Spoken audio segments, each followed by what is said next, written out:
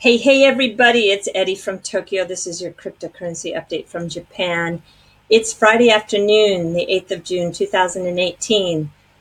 Our rainy season is about to arrive, and after that, it gets very hot and humid. So if you want to come to Japan, don't come now. It's too hot. Wait until after September. Okay, this story was on everybody's radar screen because the SEC chairman had a interview with Bob Pisani on CNBC just, what was it? Yes, on the 6th of June. Yeah. So 2 days ago, because I'm on the 8th, a day ago, if you're still in the United States, I think it's like 10:30 at night for all of you on the West Coast. I'm so sorry that this video is going to be late. You may not be able to watch it till the morning, but yeah, I think I want to help everybody make their own decision of whether or not the SEC is going to classify many of these tokens and coins as securities. So I went under some rocks, and I think at the end of this video, you'll all have a very informed personal opinion. So let's take a look. In this interview,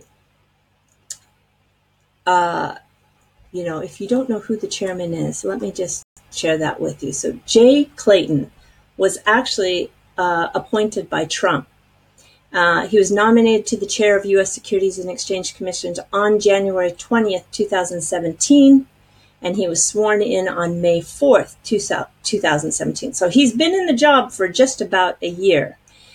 Since joining the commission, Chairman Clayton has focused on the long-term interest of America's retail investors and perspective he shares with the SEC staff. All right, so there's a little clue here. He focuses on the long-term interests of America's retail investors, okay? Because you're going to see a pattern in this under the rock coverage that I did. Okay, so we know who he is, and I want to go a little bit back here and bring out some of the highlights.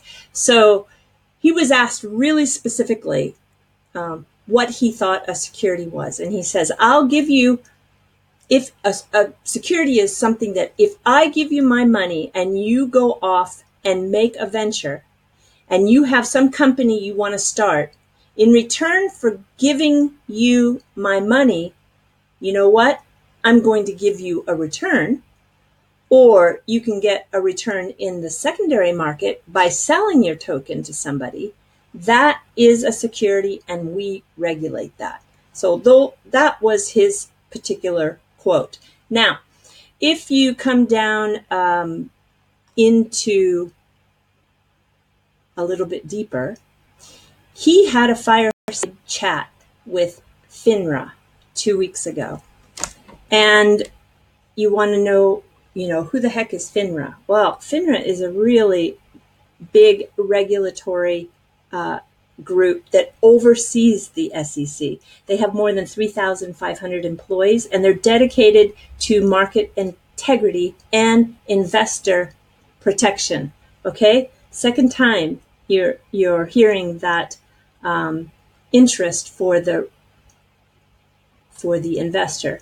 They have 16 offices across the U.S. They have more than 850 fraud cases referred to for prosecution in 2017. They're a real watchdog. 131.7 million in fines and restitution was levied in 2018, and 50 billion on average, and up to 99 billion transactions processed every day.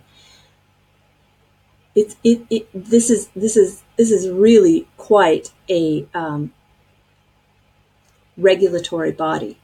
So it says here, our regulation plays a critical role in America's financial system by enforcing high ethical standards, bringing the necessary resources and expertise to regulation, and enhancing investor safeguards and market integrity at all cost to taxpayers. So when we This particular gentleman, by the way, is the CEO and president. His name is Robert Cook. And on May 22nd, he had a 13-minute recorded chat with Mr. Clayton. And you're going to see that particular chat is here. I'm going to put it down in the comment section because it really starts to paint a picture as to what Jay Clayton's focus is as the head of the SEC.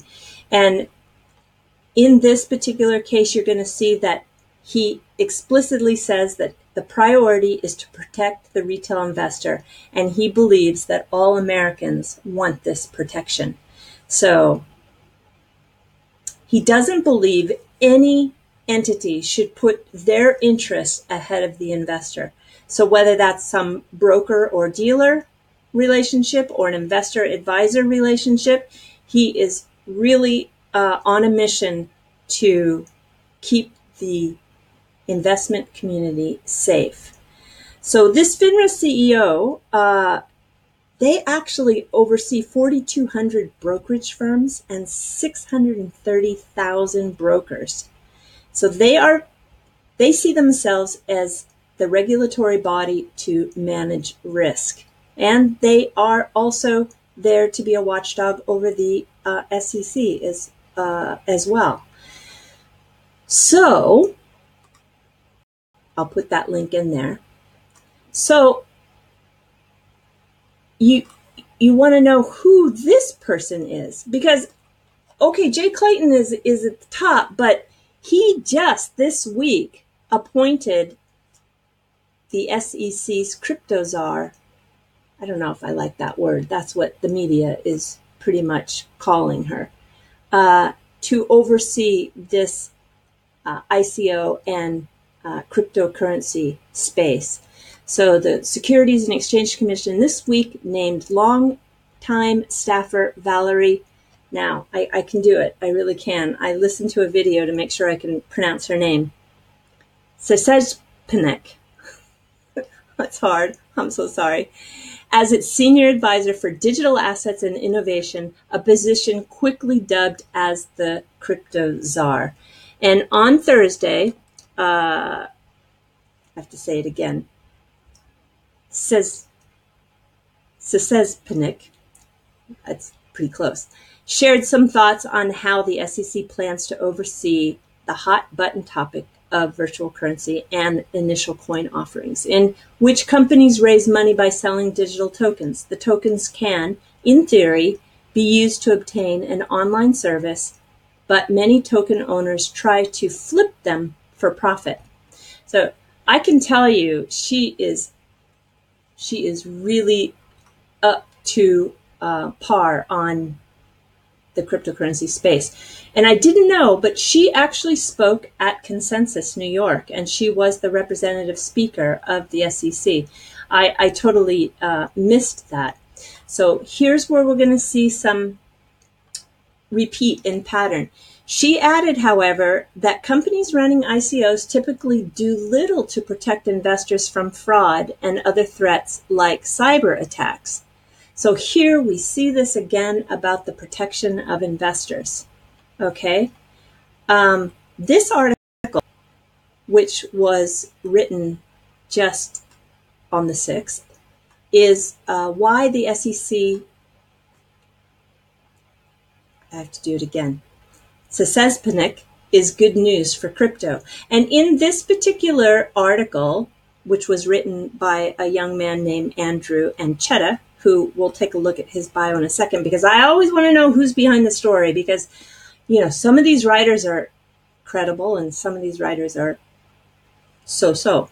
So the appointment had the internet abuzz with rumors of the new Crypto-Czar, but there's no sign that the COSECs are coming back yet. If anything, Mrs. Szczepanik appointment should be a cause for cautious optimism and a sign that the SEC is trying to understand cryptocurrency offerings rather than curtail them. The senior advisor is not a complete stranger to the crypto world, having already represented represented the SEC at forums like Consensus. Whether or not you are regulated by the SEC, you still have fiduciary duties to the investors. So again, you can see she is talking about the concern of protecting investors. Okay, I just want to finish the rest of this sentence. She told audiences at Consensus 2017. So if you want industry to flourish, protection of investors should be at the forefront. All right, so it's getting pretty clear to me what the focus of the SEC is. By the way, if you're ever curious, let me move myself over. Federal employees, all of their salaries are listed, and you can see the salary history of Valerie through 2016. It's interesting, 2017 has not been uploaded yet, but you can see her base salary, and at some years she was able to attain some small bonuses. So she was serving as the attorney, or the general attorney in New York. That was her title, out of the Agency of Securities and Exchange Commission. If you want to see on the salaries, the employees who are paid, the highest paid federal employees, let's just take a look here. There is an average pay of $388,000 per year with a budget of $38 million total pay. The person who sits at the number one position is David H. Harpole, Veterans Health Administration Medical Officer. He makes $403,000 per year. His location is in North Carolina.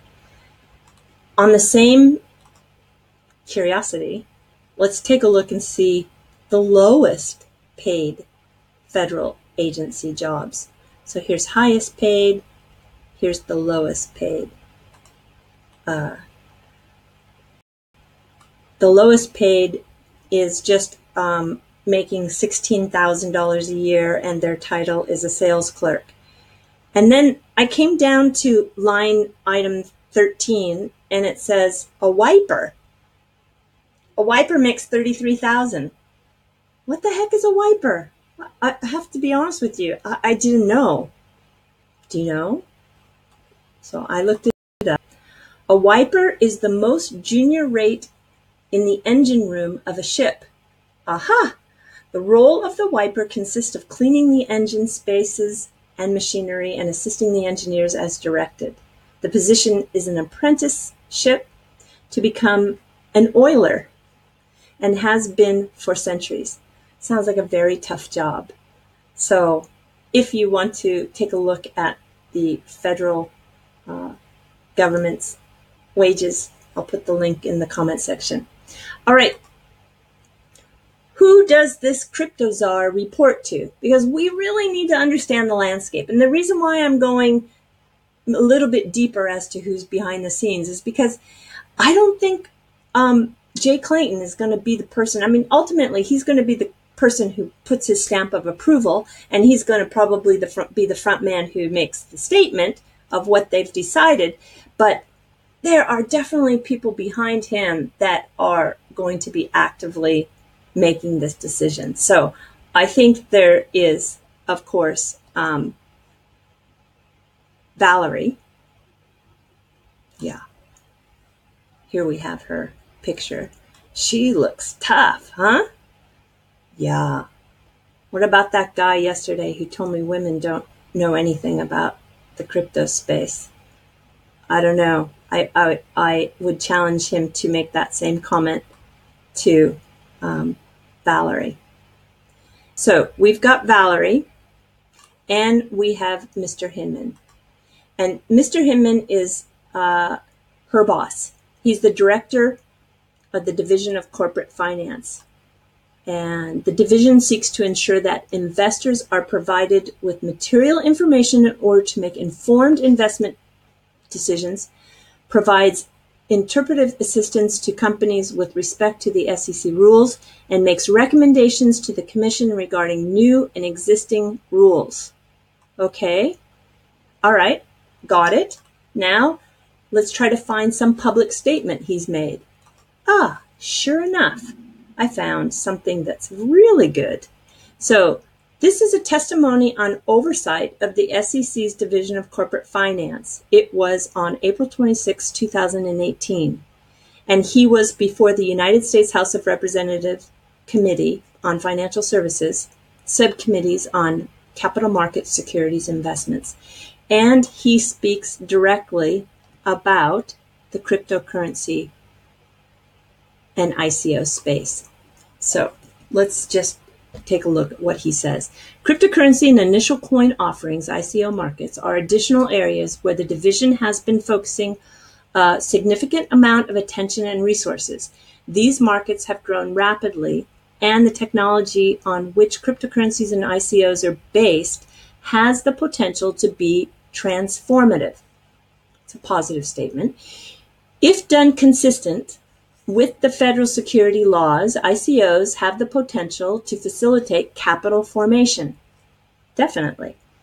At the same time, we are aware of the potential for fraud and abuse, market practices, and we are mindful of our need to see that investors are protected and are receiving the information they need to make informed investment decisions. So 3 times now, we see what the focus is. The focus is to protect the investor.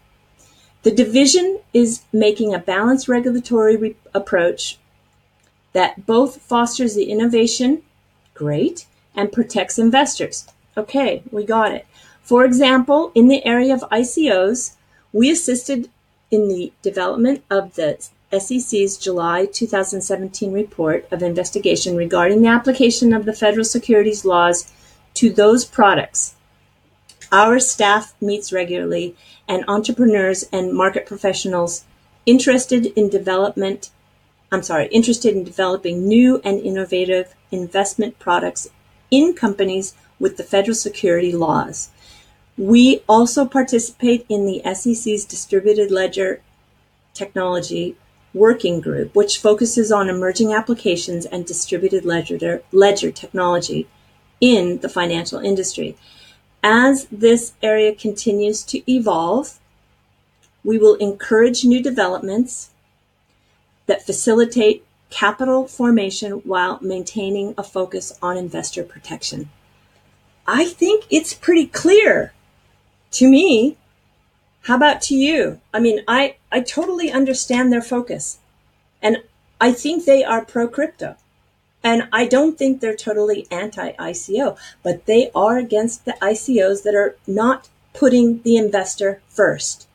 So you have to ask yourself,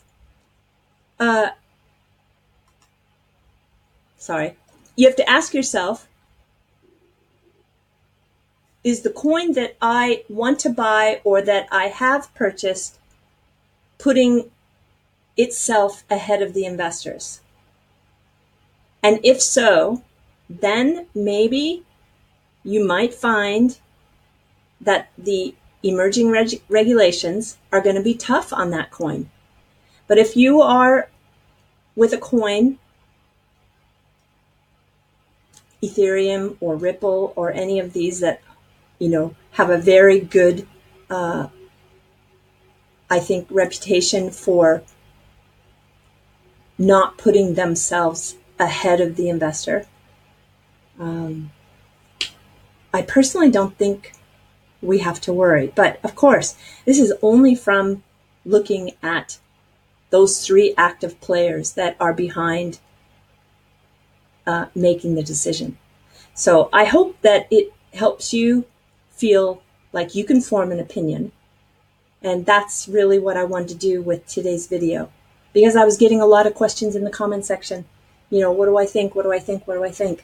I don't know. It's like reading tea leaves. But now that I know who's behind making the decisions, I feel like I have a little bit more information and can make some educated guesses. Okay? Thanks, everybody. I will see you all soon. Sayonara for now. Bye-bye.